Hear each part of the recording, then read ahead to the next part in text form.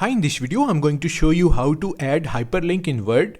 Inserting hyperlinks in Microsoft Word enhances document interactivity and facilitates seamless navigation for readers to access additional resources or related content with just a click. So let's start the video. First, open up your Word document and locate the text or object you want to hyperlink. This could be a word, image, or even a shape. Next, select the text or object by clicking and dragging your cursor over it. Once it's selected, right-click on it and choose Link or Hyperlink from the drop-down menu. So click on Link. A dialog box will appear.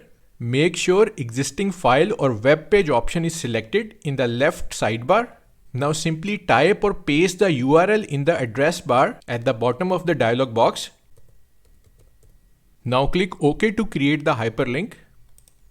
You will notice that the text or object you selected is now underlined and colored, indicating that it's a hyperlink.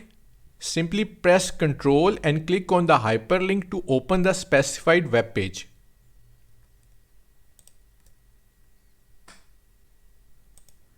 So that's how to add hyperlink in MS Word. Thanks for watching.